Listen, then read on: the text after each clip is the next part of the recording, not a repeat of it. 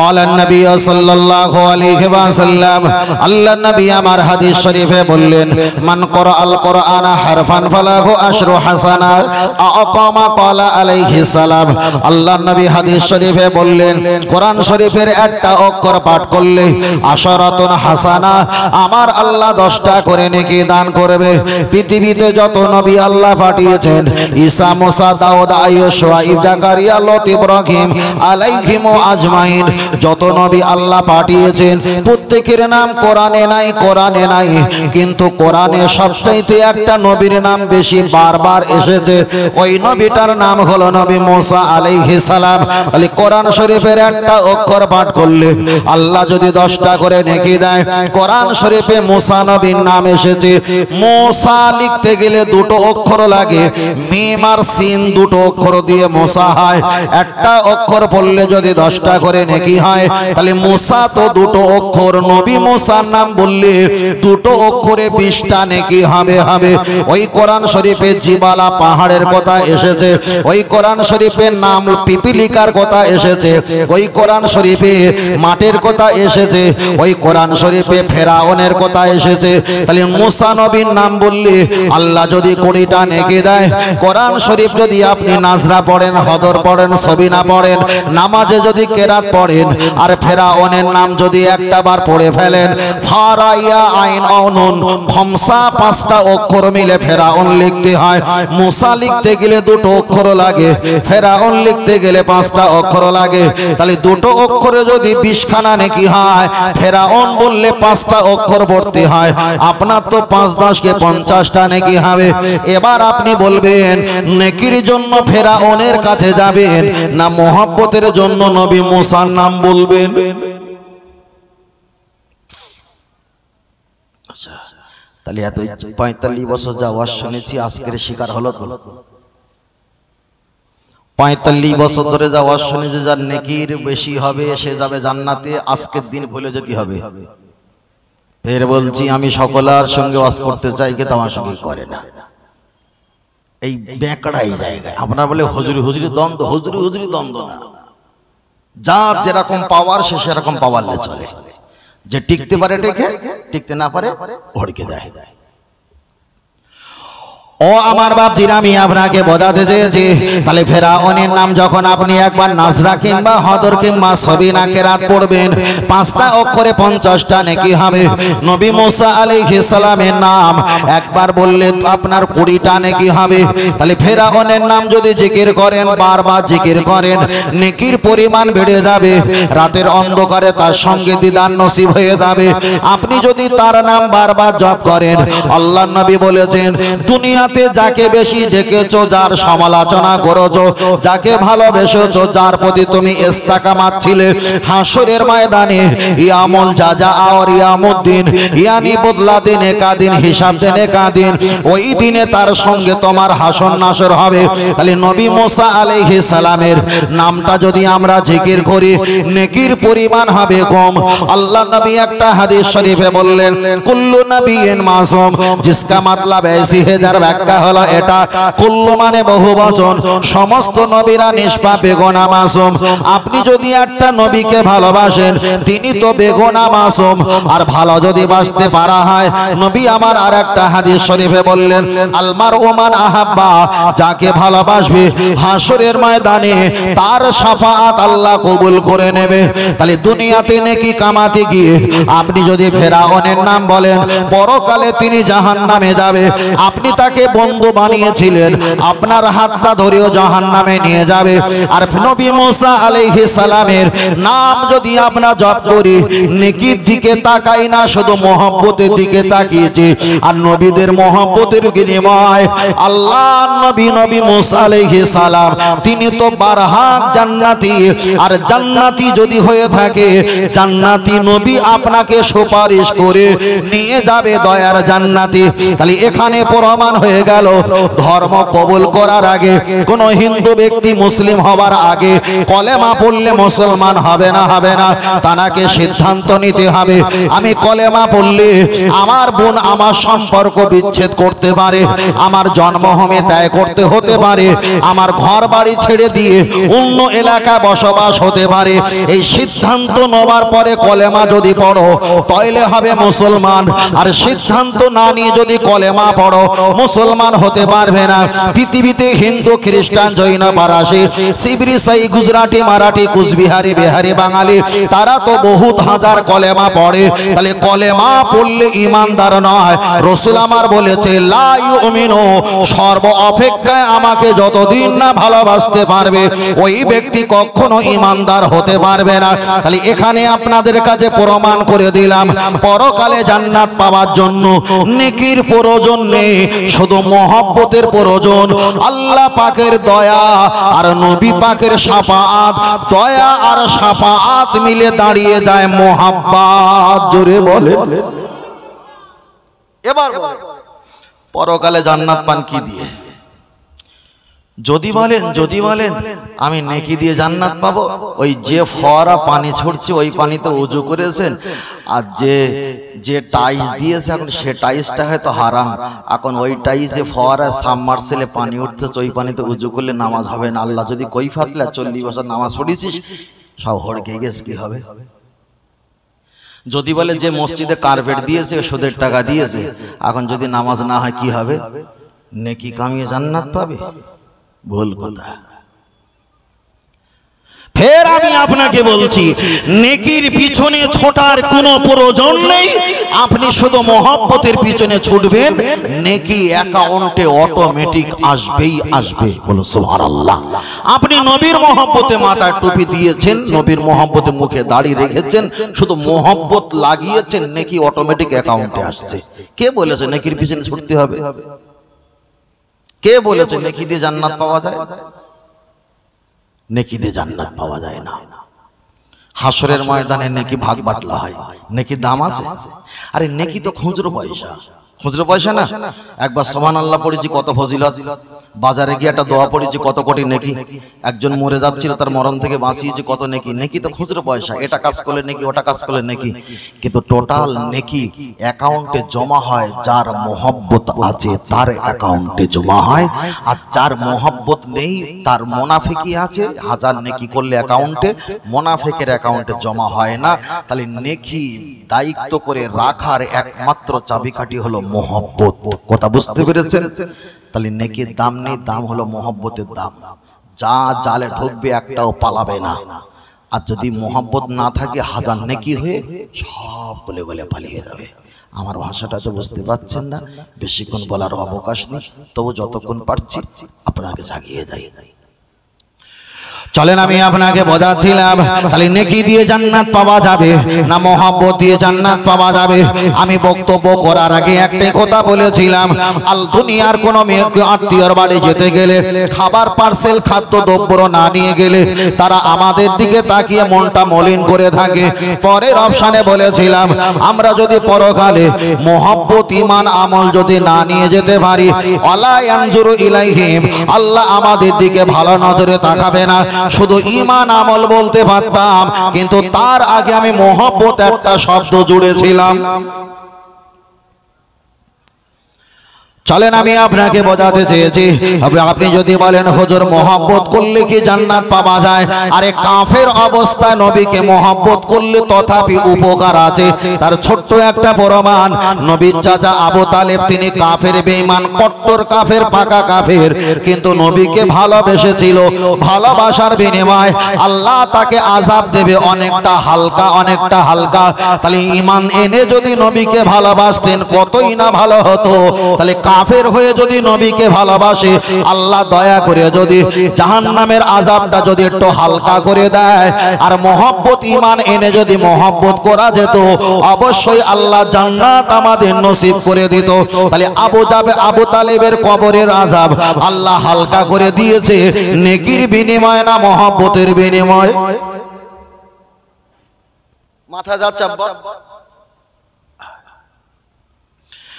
ও আমার বাপজিরা, আমি আপনাকে বোঝাতে চেয়েছি, আমরা বারবার বলি আমার নবী দুনিয়াতে বেঁচে ছিলেন। হাদিস শরীফে এসেছে, ইন্না হায়াতি খায়রুল লাকুম ওয়া আফাতি খায়রুল লাকুম আকামা ক্বালা আলাইহিস সালাম। আল্লাহর নবী বলেছেন, আমি দুনিয়াতে বেঁচে ছিলাম, তোমাদের উপকার করেছি, দুনিয়া থেকে মৃত্যুবরণ করলাম, মৃত্যুবরণ যদি হয়ে যায়, আমি মৃত্যুবরণ হওয়ার পরে তোমাদের উপকার করব। তাহলে নবী দুনিয়াতে বেঁচে ছিলেন আমাদের কল্যাণ। আল্লাহ নবী দুনিয়া থেকে বিদায় নিয়ে চলে গেলে তথাপিও আমাদের কল্যাণ আর কল্যাণ আর কল্যাণ। তাহলে এখানে প্রমাণ হয়ে গেল, মানুষ দুনিয়াতে বেঁচে থাকলে উপকার করে, আবার চলে যাওয়ার পরে উপকার করে। কিন্তু যারা উন্নমত পথের মানুষ আছে, হোক সেটা কাদিয়ানি, হোক সেটা আজান গাছে সরিয়া প্রেম ভাজা, হোক সেটা পের দেখা যায় নেড়া ফকির গাহমারি, হোক সেটা বিভিন্ন দলমতের মানুষ, তারা বিশ্বাস করে না। কিন্তু আমরা হানাফি মাযহাবের মানুষ, আমরা বিশ্বাস করি আল্লাহর ওলিরা কবরে চলে গিয়েও আমাদের উপকার করতে পারে, নবীরাও কবরে চলে যাওয়ার পরে আমাদের উপকার করতে পারে। তার ভিতরে একটা অপশন বললে আপনারা বুঝতে পারবে। আমরা এশার নামাজ পড়েছি, এশার নামাজ পড়েছি আমরা 4 রাকাত ফরজ, কিন্তু নবী মুহাম্মদ সাল্লাল্লাহু আলাইহি ওয়াসাল্লাম সিদরাতুল মুনতাহা আরশে আজিম থেকে আল্লাহর কাছ থেকে নামাজ নিয়েছিল কত রাকাত? কত ওয়াক্ত? 50 ওয়াক্ত নামাজ নিয়েছিল। আর প্রতিমধ্যে দেখা হয়েছিল নবী মুসা আলাইহিস সালামের সঙ্গে। নবী মুসা আলাইহিস সালাম আমার নবীকে বললেন, মুহাম্মদ সাল্লাল্লাহু আলাইহি ওয়াসাল্লাম কতটা নামাজ দিয়েছে? 50 ওয়াক্ত নামাজ দিয়েছে। আমি মুসা বলছি তোমার উম্মত পারবে না, আল্লাহর কাছে একটু কমিয়ে আনো। বারবার কমিয়ে আনতে যায়। একদিকে নবী মুসা আল্লাহকে দেখেনি, নবীকে দেখে আল্লাহ দেখা 7টা দিনে মিটিয়ে নেয়। তাহলে দুনিয়াতে মানুষ বেঁচে থাকলে উপকার করতে পারে, চলে যাওয়ার পরে উপকার করতে পারে। তার জ্বলন্ত প্রমাণ হলো নবী মুসা আলাইহিস সালাম, উনি যে বারবার 50 ওয়াক্তের জায়গায় কমিয়েছে, না হলে তো আমাদেরও 50 ওয়াক্ত পড়তে হতো। তাহলে এখানেও প্রমাণ হয়ে গেল, মানুষ জীবিত থাকা অবস্থায় উপকার করতে পারে, দুনিয়া থেকে চলে যাওয়ার পরেও উপকার করে। ঠিক না বেঠিক? যদি নবী মুসা আলাইহিস সালাম যদি ওই উপকার না করতো, আমরা ফতোয়াবাজি করতাম না। এখনো 9খানা আছে, বলার অবকাশ নেই। শুধু একটা বললাম, বিশ্বাসটা যাতে ইস্তেকামত হয়। ও আমার বাপজিরা, চলে না গিয়ে যাওয়া যায়, লক্ষ্য করে দেখা যায়। আমি আপনার কাছে বোঝাতে চেয়েছি, তাহলে আমরা আমার নবীকে মহব্বত করি। চলেন একটা হাদিস শরীফ বলা যায়। আল্লাহর নবী এক সময় বসে আছেন, একটা সাহাবা নবীর দরবারে এসে বললেন, ইয়া রাসূলুল্লাহ, আমি জান্নাতে যেতে চাই। আল্লাহর নবী জিজ্ঞাসা করলেন, বাল হুম ইউসাল্লুনা, তুমি কতটা নামাজ পড়ো? হুজুর, আমি বেশি নামাজ পড়তে পারি না, প্রয়োজনটা পড়ি বেশি, আর পড়ার অবকাশ থাকে না। নবী আমার পরে জিজ্ঞাসা করলেন, ওয়া সুবনা, তুমি কতটা রোজা রাখো? হুজুর, যতটা প্রয়োজন ততটা রাখি, বেশি রাখতে পারি না। আল্লাহ নবী পরে জিজ্ঞাসা করলেন, ওয়া হুদ্দুনা, কতবার তুমি হজ করেছো? হুজুর, যতটা প্রয়োজন ততটা করলাম, তার বেশি করার আমি অবকাশ পেলাম না। আল্লাহ নবী জবাব দিয়ে বললেন, ও আমার সাহাবী, তুমি এতটা নামাজ, এতটা রোজা, এতটা হজ নিয়ে জান্নাতে যাওয়া কি করে সম্ভব হতে পারে? আল্লাহ নবীকে বললেন, ইয়া রাসূলুল্লাহ, হাবিবাল্লাহ, জান্নাতে যাওয়া সম্ভব হোক আর নাই হোক, এটা আমার টেনশন নয়, কিন্তু আপনাকে এত ভালোবাসি, আল্লাহকে এত ভালোবাসি, আমার কলবে হৃদয়ে আপনার ভালোবাসা ছাড়া আর কিছুই আমি দেখতে পাই না। আল্লাহ নবী বললেন, ও আমার সাহাবীরা, পাইতুন, যারা ঘরে আছো, ঘর থেকে বার হয়ে এসো। পৃথিবীতে যদি জীবিত জান্নাতি দেখতে চাও, স্বচক্ষে দেখে নাও, যিনি আমাকে সবচাইতে ভালোবাসার কথা স্বীকৃতি দিয়েছে, ওই ব্যক্তি দুনিয়াতে জীবিত জান্নাতি ওয়ালা ব্যক্তি, তোমরা দেখে নাও। জোরে বলে আল্লাহ নবী কোন হাদিসে বলেনি 50 রাকাত নামাজ না পড়লে তোমরা জান্নাতে যেতে ঈমানদার হতে পারবে না। প্রতিদিন কোরআন 30 পারা না পড়লে তোমরা ঈমানদার হতে পারবে না। আল্লাহ নবী এমন কোন হাদিস শরীফে বলেনি।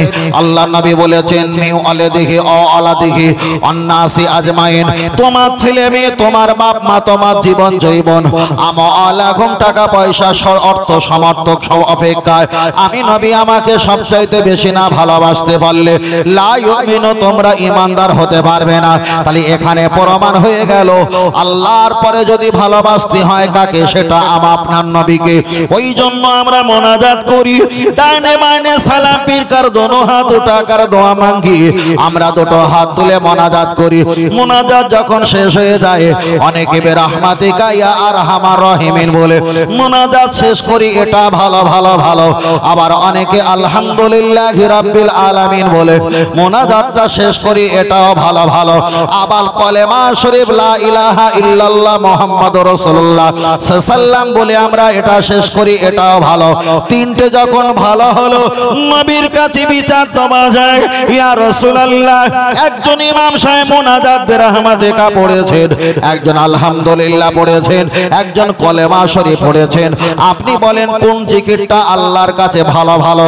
নবী আমার জবাব দিয়ে বললেন আফদালুল ইবাদাত ইবাদাতি সালাত, সবচেয়ে বড় ইবাদত হলো নামাজ। আল্লাহ নবী পরে বললেন আফদালুত তিলাওয়াত তিলাওয়াতুল কোরআন, সবচেয়ে বড় তেলাওয়াত হলো আল্লাহর কোরআন। নবী আমার পরে জবাব দিলেন, জবাব দেওয়া শুরু করলেন আফদালুল জিকরি জিকরি লা ইলাহা ইল্লাল্লাহু মুহাম্মাদুর রাসূলুল্লাহ সাল্লাল্লাহু আলাইহি ওয়াসাল্লাম। তাহলে আপনি বড় নামাজ কেন পড়েন? আল্লাহর নবী বলেছে ওই জন্য আমি বড় নামাজ পড়ি ভালো। আপনি নামাজে কেন কোরআন কেরাত পড়েন? নবী বলেছে বড় তেলাওয়াত, তাই আমি পড়ি, অবশ্যই ভালো। তাহলে যে নবী বলেছে নামাজ বড় ইবাদত, তাই আপনি নামাজ পড়েন। নবী বলেছেন বড় তেলাওয়াত কোরআন, তাই আপনি বড় কোরআন তেলাওয়াত করেন। নবীর কথা শুনে নামাজও পড়েছেন, কোরআন তেলাওয়াত করেছেন। সেই নবী তো বলেছে সবচেয়ে বড় জিকির হলো মুহাম্মাদুর রাসূলুল্লাহ। জিকিরটা বাদ দিয়ে বিরহমাতিকার পানি খেয়েছো, আলহামদুলিল্লাহর পানি খেয়েছো। এখানে প্রমাণ হয়ে গেল তুমি জান্নাতের আশায় নামাজ পড়ছো, নবীর মহব্বত তোমার ভিতরে নাই। আমি বলছি না যে নামাজ হয়নি, মোনাজাত করতে পারেন, নাও করতে পারেন, কিন্তু চলন বলনে তোমার ব্যবহার বলে দিচ্ছে তুমি শুধু মাল নেওয়া ধান্দা, নাকি ভুল বলছি? এখন যাদের মাল নেওয়া ধান্দা তারা ঠিক জায়গায় আছে না ভুল জায়গায় আছে? আর একটা বলি তাহলে সহজ হয়ে যাবে। অসুবিধা হচ্ছে নাকি দাদু ভাই? আলহামদুলিল্লাহ। আল্লাহ ও আমার বাপজির, আমি আপনাকে বোঝাতে চেয়েছি ফুরফুরা শরীফে মুজাদ্দিদ জামা দাদা বিরাহমাতুল্লাহ আলাইহি তিনি বলেছেন, বশিরাত আল্লামা রহমাতুল্লাহ তিনি লিখেছেন, কিতাবটার নাম হলো মিলাদে মুস্তাফা। ওই কিতাবে হুজুর ব্যাখ্যা করে বলেছেন নবী আদম আলাইহিস সালাম 350 বছর, কে বলেছে 360 বছর, ফারাফা ইয়াদাইহি হাত তুলে আল্লাহর কাছে কেঁদেছেন। আমার আল্লাহ দোয়া কবুল করলেন না। ওয়াসজুদুলিল্লাহ, আল্লাহ নামে সেজদা দিয়েছেন, আমার আল্লাহ দোয়া করলেন না, কবুল করলেন না। আর কামার রাকিন, রুকুতে গিয়ে আল্লাহর নামে তাসবিহ পড়েছেন, আমার আল্লাহ একবারও কবুল করলেন না, ক্ষমা করলেন না। ফারে বশিরাত হুজুর ওই কিতাবে বলেছেন মিলাদে মুস্তাফায় হাকলে আপনি খুলে দেখতে পারেন।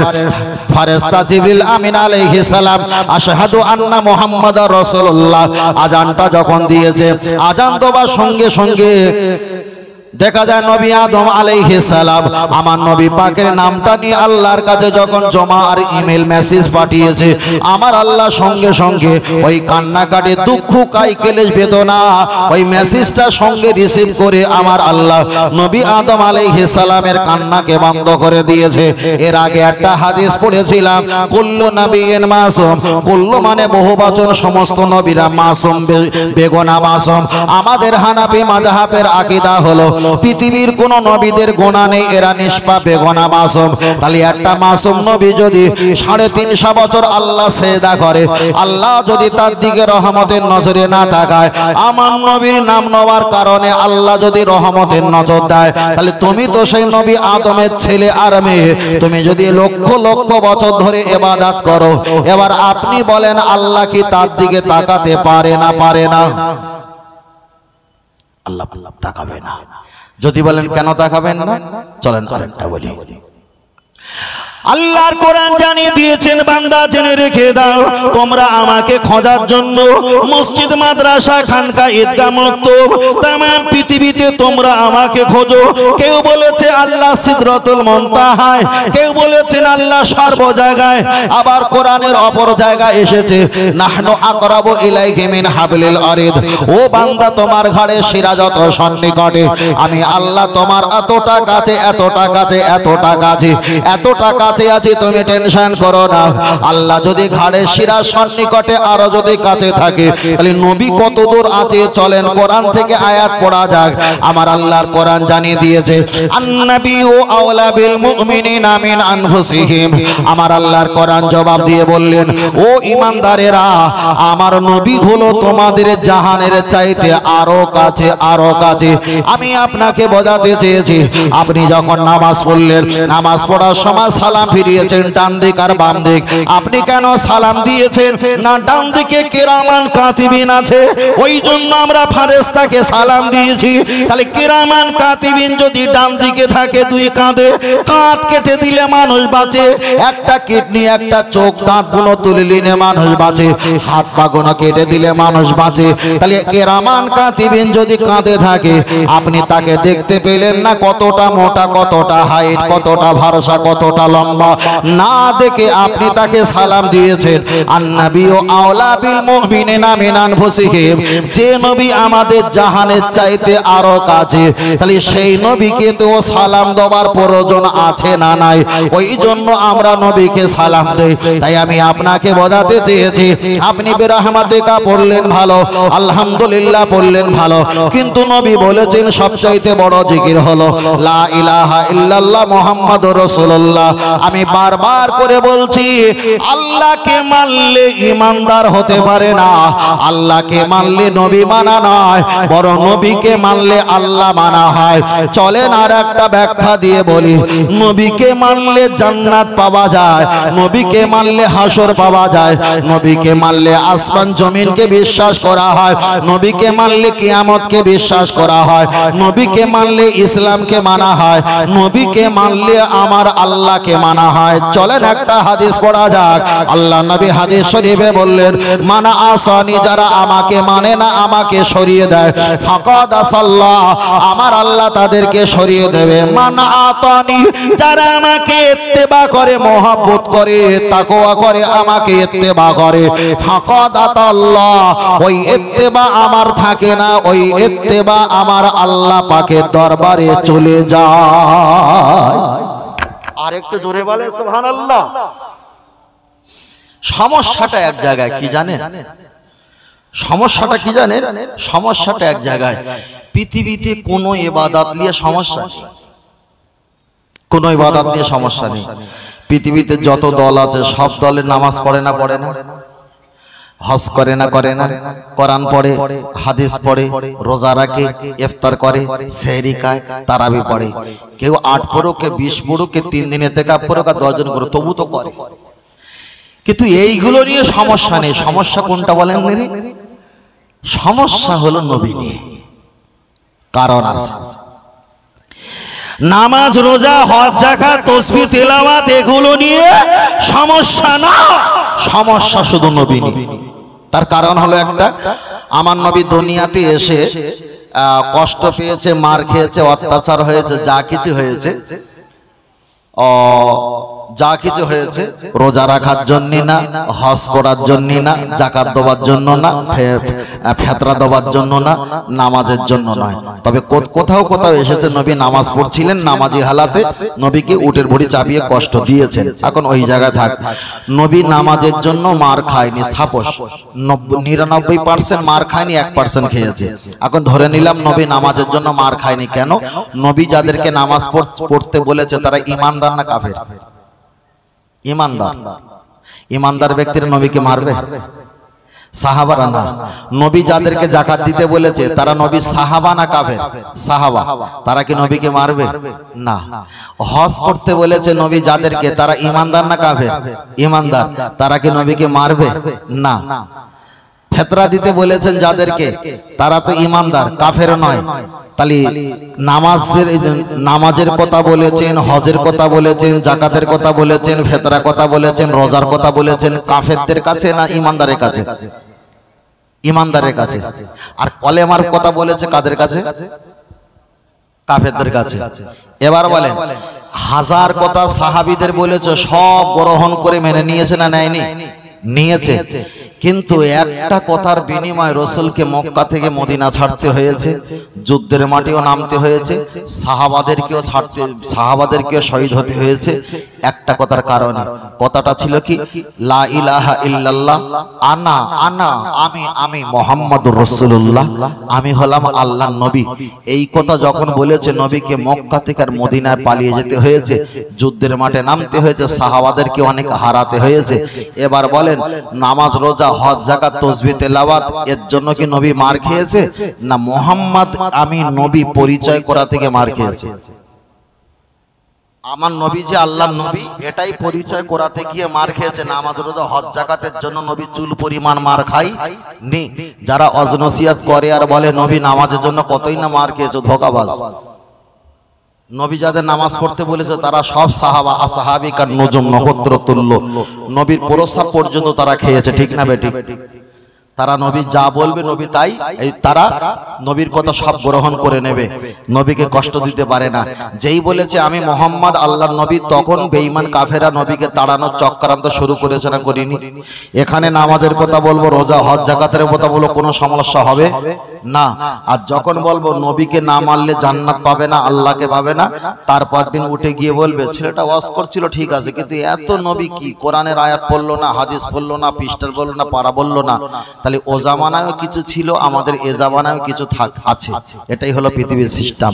ছোট করে একটা কথা বলছি, কোরআন শরীফ পড়তে গেলে নিম্ন সংখ্যা 3 মাস লাগে কোরআন শিখতে গেলে, আর হাদিস ভালো করে শিখতে গেলে নিম্ন সংখ্যা আপনাকে 7 থেকে 8 বছর লাগে।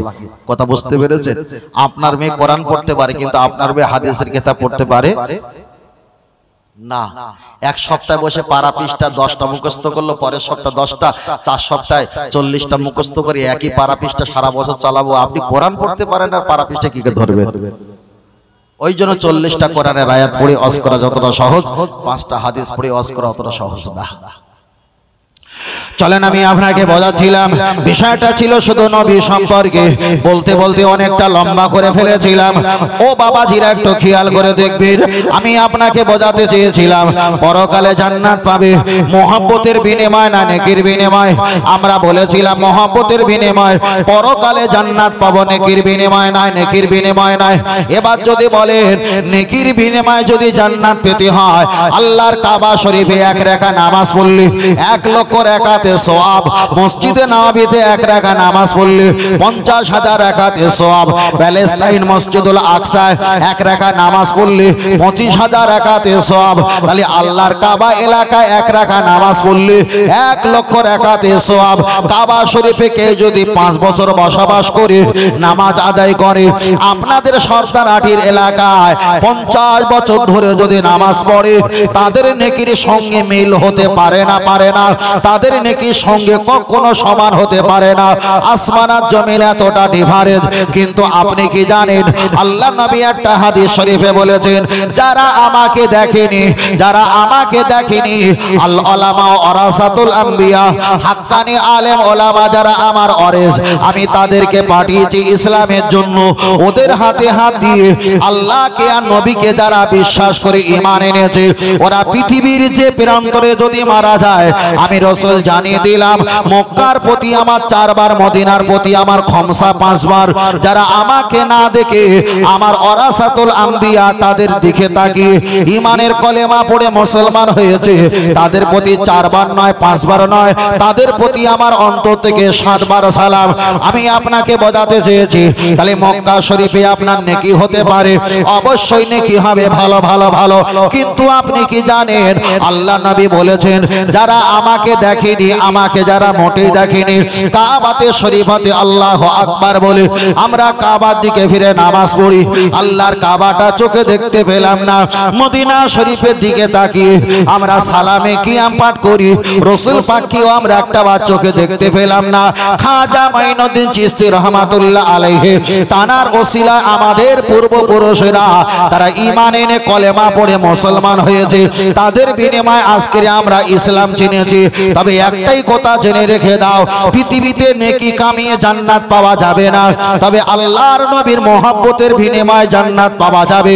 তাই ফুরফুরা দাদা পীর রহমাতুল্লাহ আলাইহির ওই মতপথের উপরে দাঁড়িয়ে আমরা তামাম হাওড়া, হুগলি, মেদিনীপুর, 24 পরগনা, পুরুলিয়া, বাঁকুড়া, দিনাজপুর, আহমেদাবাদ, গুজরাট, নাগপুর, শিলচর, গুয়াহাটি, তেজপুর বিভিন্ন জায়গায় ঘুরে একটাই কথা বারবার বলতে থাকি, আল্লাহর ইবাদত, নবীর মোহাম্মত, কোরআন তেলাওয়াত, মা বাপের খেদমত।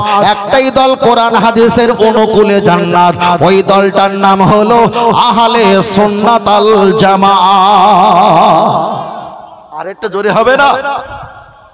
যেখানে যাই একটাই কথা বলে থাকি, না দিতে হয় না, যেখানে যাই আমরা বুক ঠুকে বলি আমরা হলাম বসিরহাট আল্লামা রহমাতুল্লাহ দাদা পীর রহমাতুল্লাহ আলাইহির লেবার। পারিস মাল কিনিস, না পারিস মাল রেখে দে চলে যা, কাস্টমার ভ্যান ভ্যান করতেস। কিন্তু আমাদের সমাজে কিছু কিছু ব্যক্তি থাকে যেখানে যেরকম সেখানে সেরকম, এড়ে না বোক না, লেস তুলে দেখ না, চেনা যায় না। কোথায় কদিন একটা বক্তার সঙ্গে জলসায় গিয়েছি, সেখানে দেখলাম সব একটু অন্য মানে ডাল ঘটো নিবে না। তা আমারে বলতে, মৌজুল ভাই তোর তো একটু কথাবার্তা খারাপ, তা তুই যেন অন্য কিছু বলিস নি, এখানে একটু অন্যরকম। আরে তোর তালিটা ঠিক কর, আমার তালি আমি ঠিক করবা। ও বেচারিটা ভেলিগুড়ের পানি দিচ্ছিল, রোগীও মরবে না, রোগও সারবে না, সেই ঔষধ দিচ্ছিল, ঔষধ দিতে দিতে ধরা পড়ে গেছে। আর আমি উঠে যখন আমাদের মলম যখন বিক্রি করছি, কখনো বসিরহাটের ঔষধ, কখনো ফুরফুরা শরীফের ঔষধ যখন দিচ্ছি, দেখতে পাচ্ছি সব টপ টপ করে সুস্থ হয়ে যাচ্ছে। আমার দাদা পীরের নেক দোয়া বলে সুবহানাল্লাহ। তখন সহজে বুঝে নিচ্ছি এটা আমাদের প্রোডাকশন, ওটা আমাদের প্রোডাকশন, ওটা আমাদের প্রোডাকশন। হিসাব করে দেখতে পাচ্ছি 700-800 মানুষের ভিতরে অর্ধেকের বেশি আমাদের পক্ষে লোক সহজে চেনা গেছে। কেন? যখন আমরা স্যাম্পল দেখিয়েছি, ওরা বলছে যে এই স্যাম্পলের কাস্টমার আমরা। জোরে বলে সুবহানাল্লাহ। তাহলে এবার বলেন, যেখানে যেরকম সেখানে সেরকম যারা করে মুনাফিক, আল্লাহ তাদের প্রতি গজব রেখেছে। আর ইস্তেকামাত হয়ে থাকলে আল্লাহ, ভেড়ার মতো দলে না থাকলেও সিংহর মতো একা থাকলে আল্লাহ ইজ্জত বাড়াবে। ঠিক না বেটি? আমাদের বক্তাদের ভেজাল হয়ে আছে, অনেক ভেজাল হয়ে আছে। আর ভেজাল থাকবে না, কারণ এটি এলেম কালাম নেই তো, শুধু সুর আর সুর আর সুর আর সুর। ঝোল এত পরিমাণ নাল দিচ্ছে, লাল হয় না বলে ঝোলে আবার রং মারতেছে, বুঝলেন না? রং মারতেছে ভাই। চলে চলে ও আমার বাপজিরা, আমি আপনাকে বোঝাচ্ছিলাম, চলেন আমি আপনাকে বোঝাতে চেয়েছি। মুহাব্বত সম্পর্কে বলতে বলতে অনেকটা লম্বা করে ফেলেছিলাম। চলেন আপনার কাছে বলছিলাম, নবীর মুহাব্বত করলে জান্নাত পাওয়া যাবে কিনা। আমি বিষয়টা অনেক আপনার কাছে ঘুরিয়ে বলেছি, আর বেশি আমি ঘুরিয়ে বলার অবকাশ পাবো না। তবে আর একটা বার আগিয়ে যাও। আপনি মোনাজাতে বলছেন বেরহমাতিকা, আল্লাহ আমার প্রতি রহমত দাও। আল্লাহ বলবেন, ওরে হারামখোর বান্দা, আমার কাছে রহমত চাও। আমি আল্লাহ তো কোরআনে জানিয়ে দিয়েছি, আমা আরসালনাকা ইল্লা রাহমাতাল লিল আলামিন। আমি আল্লাহ রহমতের মালিক, কিন্তু রহমত ওয়ালা তো নবী তোদের কাছে দিয়েছি। আমি হলাম জান্নাতের মালিক, তোদের নবী হলো জান্নাত বন্টনকারী। আমি আল্লাহ আমার কাছে চাইলে পাবে না, অবতাগু ইলাইহিল ওসিলা। তোদের নবীর ওসিলা দিয়ে আমার কাছে চাইলে আমি আল্লাহ বড় খুশি হয়ে দান করে দেই। তাই আল্লাহর কোরআন জানিয়ে দিয়েছে, इय्याका नअबुदु व इय्याका नस्ताईन। अल्लाह हम तेरी ही इबादत करते हैं और तुझे से पर दोनों हाथ उठाकर दुआ मांगते हैं। আল্লাহ আপনার ইবাদত করি, আপনার কাছে সাহায্য চাই। আল্লাহ বলবেন, বান্দা যে আমার কাছে চায় না আমি বড় রাগান্বিত হয়ে যাই। যে বান্দা আমার কাছে বারবার চায় আমি আল্লাহ বড় খুশি হয়ে যাই। তাই আমাদের পীর মাশায়েখরা শিক্ষা দিয়েছে, আল্লাহর কাছে ফারাফায়া দাইহি, হাত তুলে তোমরা দোয়া চাইবে। আল্লাহ যদি দোয়া কবুল নাও করতে পারে সন্দেহ থেকে যাবে। তবে আমাদের নবী রহমতের নবীর নামের ওসিলা দিয়ে আল্লাহর কাছে যদি একটা বার দোয়া চাও, আমাদের বিশ্বাস আমার নবী যেখানে আমার আল্লাহ রহমত আর বরকত সেখানে। আরেকটু জোরে বলে।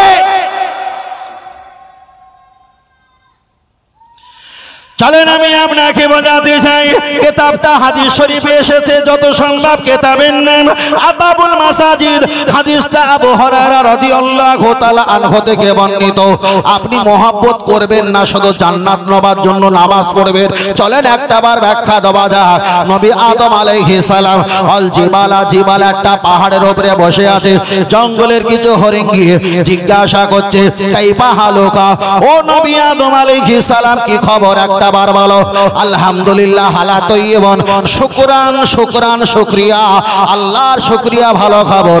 আবার জঙ্গলে প্রাণী জিজ্ঞাসা করলো, ও নবী আদম আলাইহিস সালাম আপনার চোখে কেন পানি একটাবার বলেন।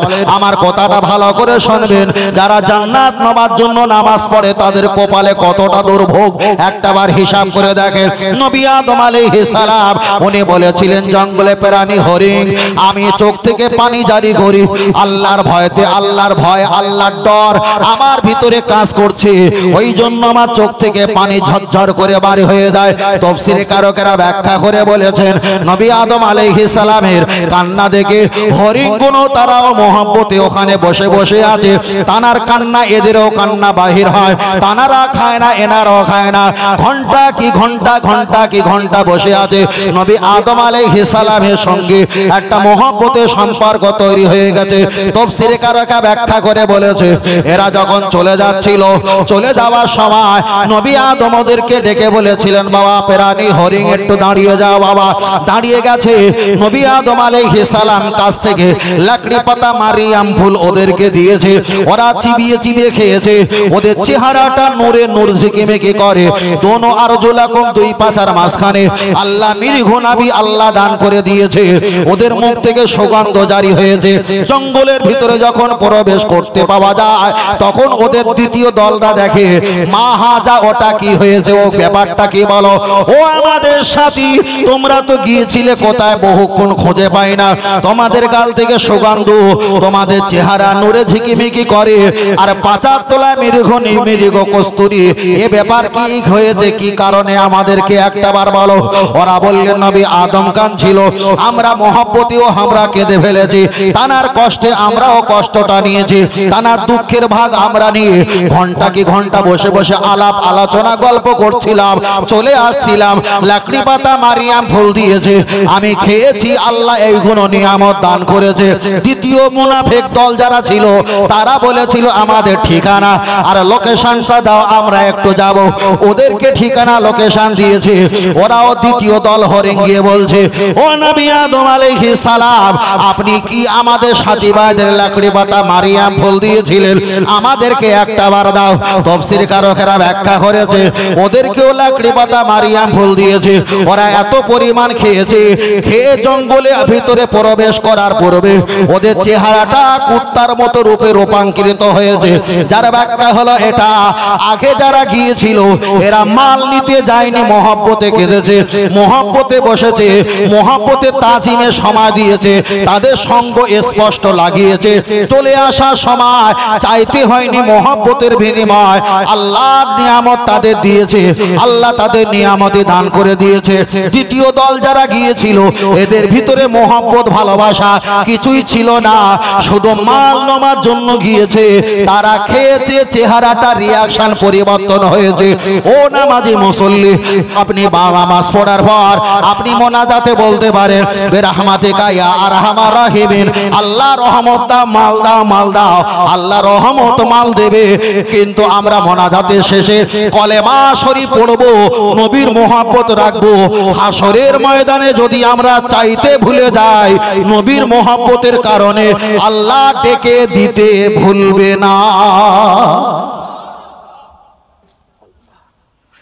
এবার কে বলবে, হুজুর কোন মোনাজাত না করলে তো নামাজ হয়ে যায়।